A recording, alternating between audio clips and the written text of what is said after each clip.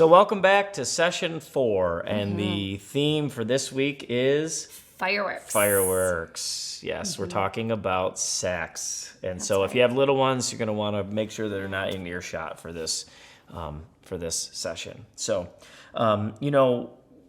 we all bring baggage into our marriage. We all bring things from our past behaviors, our past experiences. Unfortunately, I had a lot more experience in ways that I wish I didn't when we got married. And, sometimes we confess those things, sometimes we don't.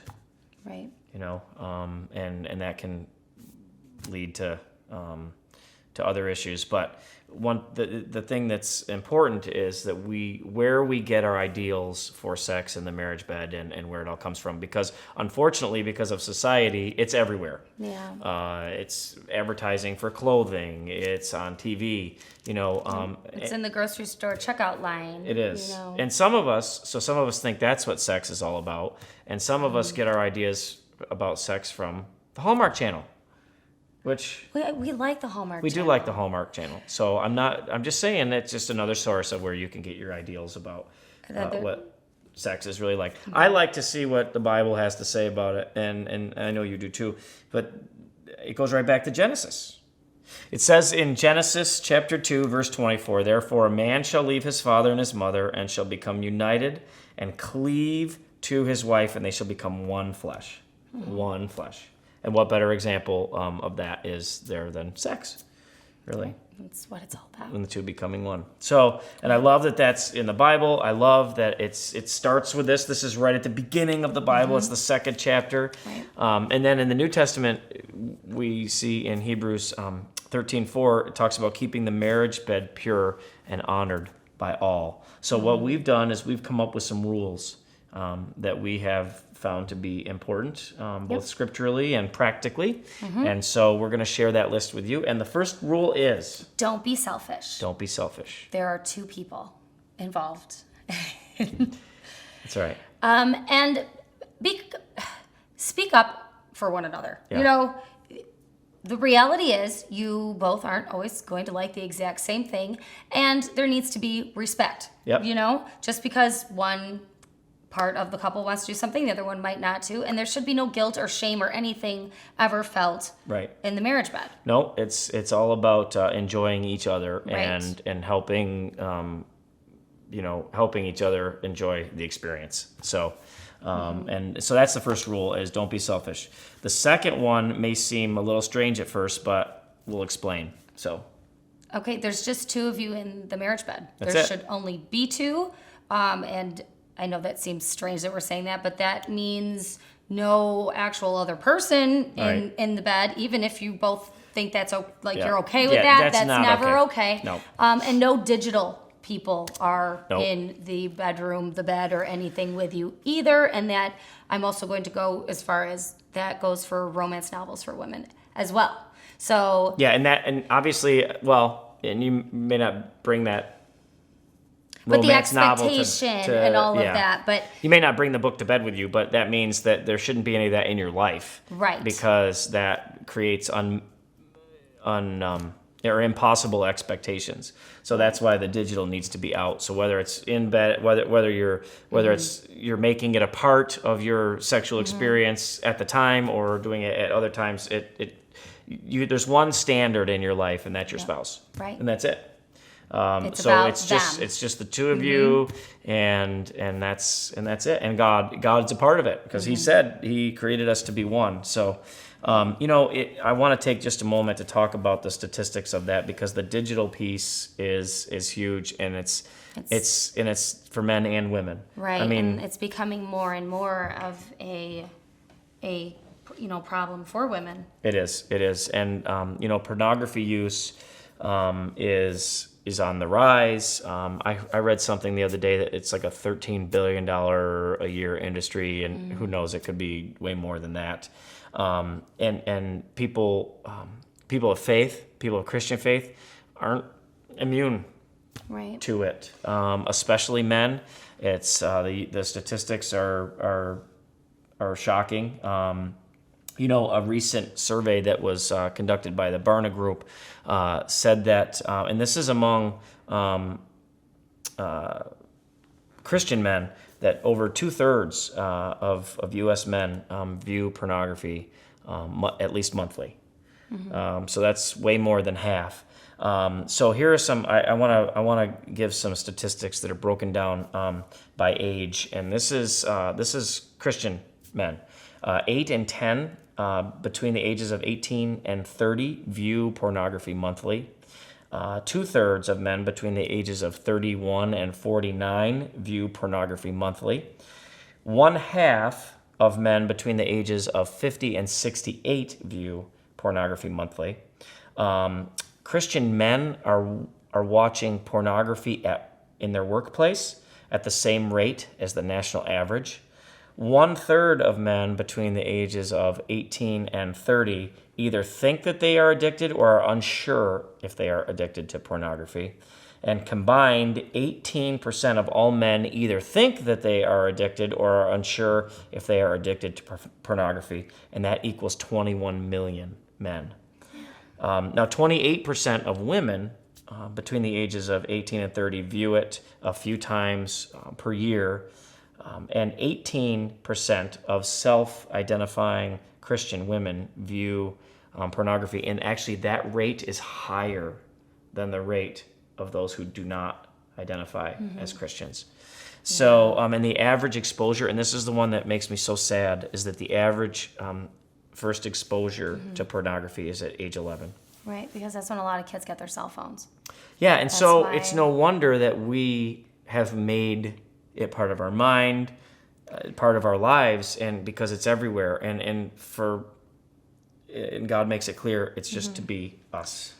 Right, and I think even absolutely the internet piece. I mean, it's just so easy access. It's free, but even just television, regular television, movies. I mean, all of these things are contributing, and I mean, the reality is you're not even looking for some of this, and it's just coming at you. So I feel like this is we're in just such a different time than we were. I mean, there's always been, struggle, in this area. The reality is God made us with these desires. Yeah, sexual sin goes way back to the beginning as well. We talked about Sarah and Abraham, and I mean, this book is filled with it. So this isn't some new problem. No. I think the access is just so it's unlimited. Yeah. I feel like. So ways that we can, protect ourselves, things that we can put into place. Yeah. Because it's not like it's going to go away. Yeah. And Jen, so that is definitely a rule. We got to get the digital stuff. We got to get any extra parties out of our life. Right. Whether real or digital. And, another rule is that we really need to respect each other. And you talked about that earlier. But that is so important. I want Jen to feel honored and valued in that experience. And I know she feels the same way. Yeah. The respect piece. And a lot of times, I mean, some of you might be thinking, I just want to have sex with my spouse. Maybe this is an area that you are struggling with. A lot of times when the intimacy piece isn't present in the marriage, there's a deeper root going on. It's usually not the sex that's the problem, even though you'll say that that's the problem. There's something else going on when sex is being withheld. Yep, and we'll talk about intimacy in just a minute. But one other rule that and I've read this in a couple places, and I've listened to speakers talk about this. Put it on your calendar, and I know that may sound so silly. But that doesn't mean the only time you can do it is when it's on your calendar. No. But it's fun to look forward to. It is. And to know Schedule it. Yes. We schedule everything else in our life that isn't important. Let's start putting important things on our calendar, because Jen's right. It's something that we can look forward to, and it's also something that and because it's not always. Sometimes when you get to that point, you're tired. You're tired, and maybe you don't really feel like doing it. But let's be honest, when you start to engage, your interest level peaks. That's right. And so, I mean, it's that important. It's right, that and important. it really is. It's like cementing you together, really. It's that glue that God put there for a reason. He put those desires in you for a reason. Yeah. And this is the outlet he gave you for those desires with your spouse. I mean, I love this from Jen and I used to joke about this, but and I've kind of been looking at Song of Solomon with fresh eyes lately. But verse 6, he says, "How fair, how pleasant you are, O love, with your delights." You know, he goes on to say, your stature is like that of a palm tree, and your bosom like its clusters. I love this. Is one of my new favorite verses in the Bible. Ready? No, verse 8 of chapter 7. I resolve that I will climb the palm tree. I will grasp its branches. Let your breasts be like clusters of the grapevine, and the scent of your breath like apples. Woo! Climb that tree. But maybe don't use that language with your spouse, because I'm probably thinking it's not going to go over very well. No. But it's good imagery. In that time, that was what you wanted to be compared to that, I guess. That's right. It's good. And again, that's where it came from, right? It really is. It's a beautiful love story. It is a beautiful love story. How it's written, and how he, just adores her, and how he talks about her. And how she's just so excited. She just can't wait. She can't wait. And I like how these are two people that are really attracted to each other. Mm-hmm. And that's one thing that I love about my wife, is that she, now granted, she doesn't have to work hard at it, but she does the extra things to be attractive, Guys, don't sit on the couch all day with potato chips and ketchup stains on your shirt. And I mean, make yourself look nice, smell good, right? Put on cologne that she likes. Put on something she likes. Yeah, I bought clothes that she doesn't like before. It's not a good idea to wear those. But don't stop trying to be attractive. Right. It's a good thing. It's a good thing. Do you brush your teeth? I mean, do some of the basic things. We're probably laughing right now. That's okay. But it's true. I know that for my wife, I can look attractive when I reorganize the spice cupboard. Mm-hmm. She tells me that makes me even more sexy. Yeah. Yeah. Now imagine what happened when we clean the garage. When I clean the garage, I don't know, I can't imagine what the response will be. But I want to go into what he's talking about here, not the spice cabinet and cleaning the garage, but love languages. I mean, It's a great book. If you've not read it, we really encourage you to read it. Know your own love language and know your spouse's. Yep. So we're both physical touch. Yep. Your words of affirmation. Your acts of service, definitely. Yes. Yep. So do those types of things. And I know some of you out there are probably thinking, oh my gosh, my spouse is like all of them. And then do all of them. Yep. I don't know. I'm sure they have a primary And if you don't know what they are, just Google them. I'm sure you'll find it right away. You'll find it all over the place. But and this really should be more of a priority, in your marriage. There will be seasons when you're more affectionate than others, and we understand that. But don't be afraid to let God into this part of your marriage. This is not, if He's not right now, or if this is a stale part of your life, just pray, because God, like any other area of your life, God will. He wants to be a part of this, and He will help you to let Him into this part. And for those of you that there are wounds in this area of your marriage. That you can't even, you're in the process of trying to deal with those wounds. God can heal those wounds. That's and right. This again can turn into something very beautiful, the way that God wants it to be. All that stuff in the past, that is baggage you're bringing in, but that doesn't mean you have to hold on to it forever. That's right. There's freedom and there's healing in that. And I want people to, I think that's so important to know that it's not like a forever set in stone. Okay, we screwed up. We got all this is wrong. I want to take a moment just to talk about intimacy, that word, because I think for a lot of us, if you're like me, I would think of that especially in terms of sexuality, in terms of intimacy being one with each other in a sexual way. But in actuality, it's when God talks about us becoming one, it's not just about the sexual experience. It's about, me fully letting you in and you fully letting me in. And we're never going to know every thought, all day long of the other person, but we have to be willing to let the other person into our lives, even into the mess and into the ugliness. And as I mentioned in another section, I didn't deal with things. You know, I just would shove them into a room. You know, one of the things when we were going through counseling, you know, and sometimes you would be alone with the counselor, sometimes I was with the counselor by myself, and then oftentimes we were together. And the counselor would tell me, it was like I had these rooms, and I would just keep the doors closed, and I would close the door, and in that room would be a bunch of junk, and I just didn't deal with it. I didn't have the door open. I just shut it. Because I didn't want to really fully let somebody into my life, namely you, because I didn't want you to see all the ugliness. Right. And that was really hard for me, because at first I'm just thinking, why aren't you letting me in? Oh my gosh, I'm your wife. Tell me. But the reality of, with Mike not wanting to come out of those rooms or hide certain things in those rooms, he was so afraid of being fully known, because you had been hurt. Yeah. And you know, you hadn't even come to terms with all of that hurt. Yeah, and one of the ways that I dealt with some of the hurts and things of the past is I hid. Right. You know, I've hid.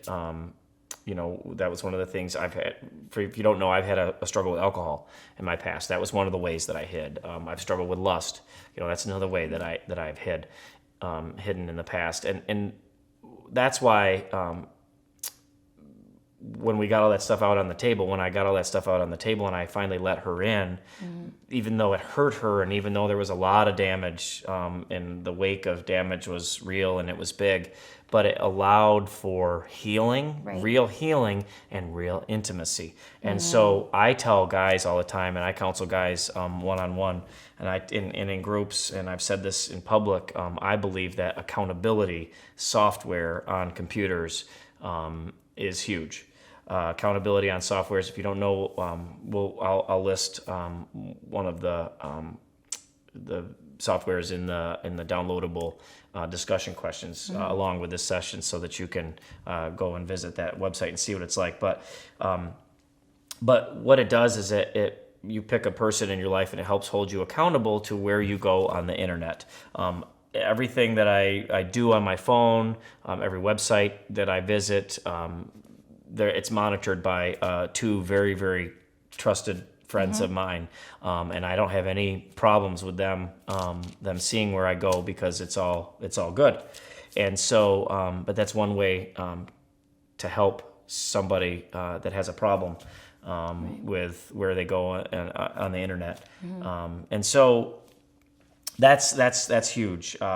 And no one is above this. So if you feel like you're weak, or if you feel like you're a failure, I feel like in so many areas of life we all struggle with so many things that we wander around thinking like nobody else is struggling, which is it's a lie.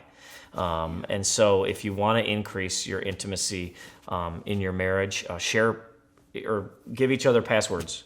You know, I can get onto Jen's devices. She can get onto mine. Anytime that she wants to see my social media accounts, she can.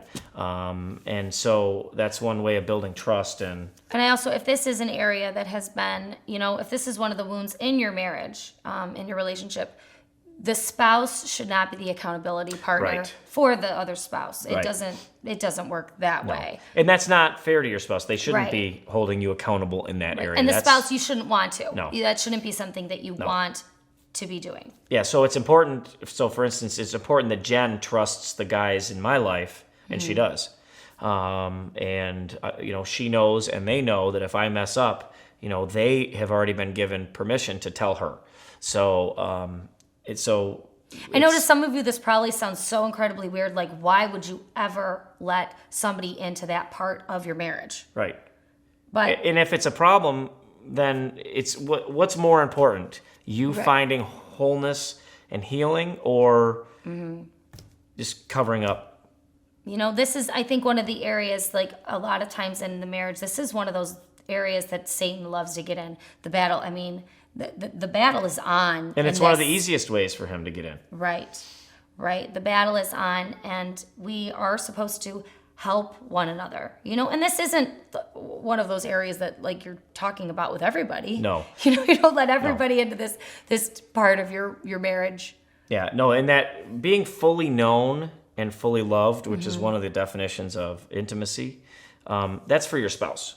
Right. That's for your spouse. But Right. having a couple of good friends who you can confide in Right. at a real deep level will be helpful in this circumstance. And also in a circumstance like that, maybe you don't have any friends like Yep. that. At that point, that's when you could reach out to a pastor. Absolutely. Or someone at a church that you could have help you in that area. Yeah. So, and we understand that none of this is easy, but it's worth it if you're willing to do the work, because I know what intimacy is now, and my life has so much more value and meaning, and our marriage has so much more value and meaning now than it ever could have before. Now that we're really truly doing life together. So, in wrapping this up, we're going to give you homework. I feel like we've covered a lot of territory. We with have the covered a whole lot of sex territory, but we don't topic. want to end on a downer talking about all the the things that can go wrong and lack of intimacy. We want to end on a good note. So guys, here's your homework. Go climb that tree. We'll see you next week when we talk about forgiveness.